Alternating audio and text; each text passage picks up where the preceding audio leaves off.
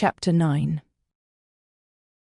Elizabeth passed the chief of the night in her sister's room, and in the morning had the pleasure of being able to send a tolerable answer to the inquiries which she very early received from Mr. Bingley by a housemaid, and some time afterwards from the two elegant ladies who waited on his sisters. In spite of this amendment, however, she requested to have a note sent to Longbourn, desiring her mother to visit Jane and form her own judgment of her situation. The note was immediately dispatched, and its contents as quickly complied with. Mrs. Bennet, accompanied by her two youngest girls, reached Netherfield soon after the family breakfast. Had she found Jane in any apparent danger, Mrs. Bennet would have been very miserable, but being satisfied on seeing her that her illness was not alarming, she had no wish of her recovering immediately, as her restoration to health would probably remove her from Netherfield. She would not listen therefore to her daughter's proposal of being carried home, neither did the apothecary, who arrived about the same time, think it at all advisable. After sitting a little while with Jane, on Miss Bingley's appearance and invitation, the mother and three daughters all attended her into the breakfast parlour. Bingley met them with hopes that Mrs. Bennet had not found Miss Bennet worse than she expected. "Indeed, I have, sir," was her answer. "She is a great deal too ill to be moved. Mr. Jones says we must not think of moving her.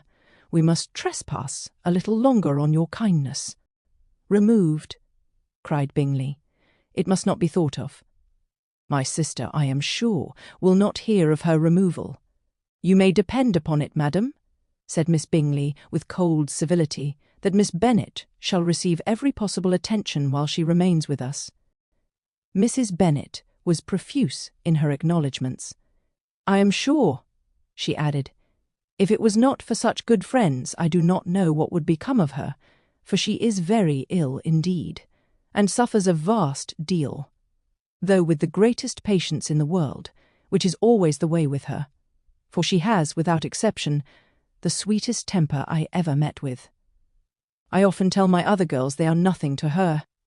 You have a sweet room here, Mr. Bingley, and a charming prospect over that gravel walk.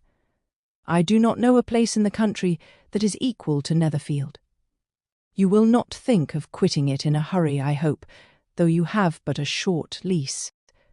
"Whatever I do is done in a hurry," replied he, "and therefore, if I should resolve to quit Netherfield, I should probably be off in 5 minutes. At present, however, I consider myself as quite fixed here." "That is exactly what I should have supposed of you," said Elizabeth. "You begin to comprehend me, do you?" cried he, turning towards her. "Oh, yes, I understand you perfectly. I wish I might take this for a compliment, but to be so easily seen through, I am afraid, is pitiful. As it happens. It does not necessarily follow that a deep, intricate character is more or less estimable than such a one as yours." "Lizzie," cried her mother, "remember where you art, and do not run on in the wild manner that you are suffered to do at home. I did not know before," continued Bingley immediately, "that you were a studier of character. It must be an amusing study." "Yes, but intricate characters are the most amusing. They have at least that advantage. The country," said Darcy, "can in general supply but few subjects for such a study. In a country neighbourhood you move in a very confined and unvarying society, but people themselves alter so much that there is something new to be observed in them forever." "Yes, indeed," cried Mrs. Bennet, offended by his manner of mentioning a country neighbourhood.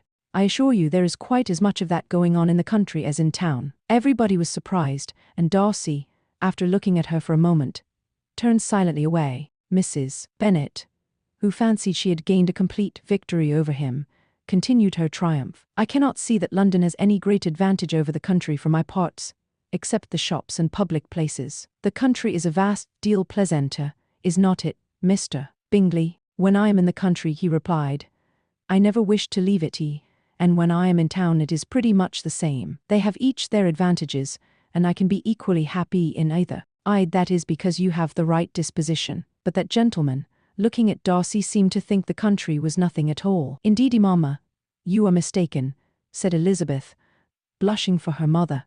"You quite mistook Mr. Darcy. He only meant that there were not such a variety of people to be met with in the country as in town, which you must acknowledge to be true.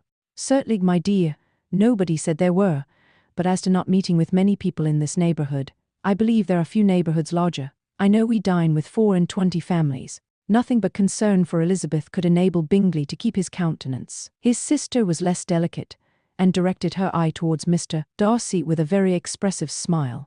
Elizabeth, for the sake of saying something that might turn her mother's thoughts, now asked her if Charlotte Lucas had been at Longbourn since her coming away. Yes, she called yesterday with her father. What an agreeable man Sir William is.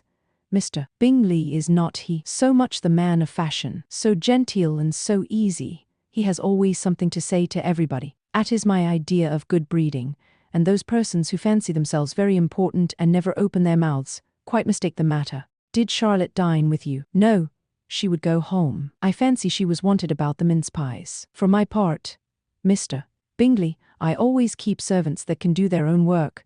My daughters are brought up differently, but everybody is to judge for themselves, and the Lucases are very good sort of girls. I assure you, it is a pity they are not handsome. Not that I think Charlotte so very plain, but then she is our particular friend. She seems a very pleasant young woman, said Bingley. Oh, dear, yes, but you must own she is very plain. Lady Lucas herself has often said so, and envied me Jane's beauty. I do not like to boast of my own child, but to be sure, Jane, one does not often see anybody better looking. It is what everybody says. I do not trust my own partiality. When she was only 15, there was a gentleman at my brother Gardiner's in town, so much in love with her, that my sister-in-law was sure he would make her an offer before we came away. But however, he did not. Perhaps he thought her too young. However, he wrote some verses on her, and very pretty they were. And so ended his affection, said Elizabeth impatiently. There has been many a one, I fancy, overcome in the same way. I wonder who first discovered the efficacy of poetry in driving away love. I have been used to consider poetry as the food of lover, said Darcy. Vafini stout, healthy love it may. Everything nourishes what is strong already. But if it be only a slight, thin sort of inclination, I am convinced that one good sonnet will starve it entirely away. Darcy only smiled, and the general pause which ensued made Elizabeth tremble lest her mother should be exposing herself again. She longed to speak, but could think of nothing to say, and after a short silence Mrs.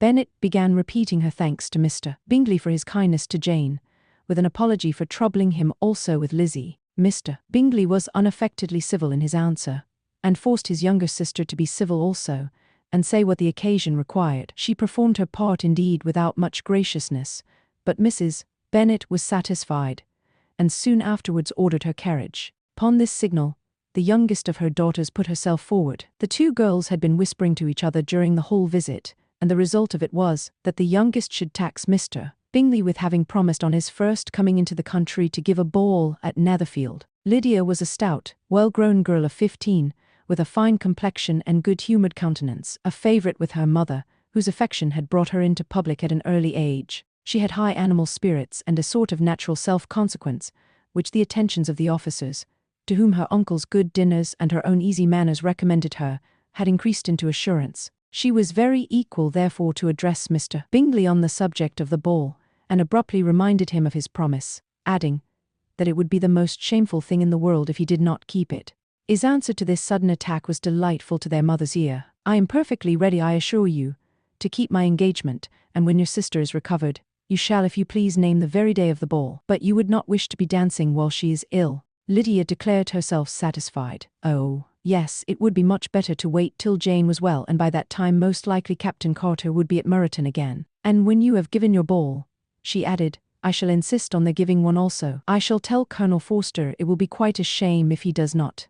Mrs. Bennet and her daughters then departed, and Elizabeth returned instantly to Jane, leaving her own and her relations' behaviour to the remarks of the two ladies and Mr. Darcy, the latter of whom, however, could not be prevailed on to join in their censure of her, in spite of all Miss Bingley's witticisms on fine eyes.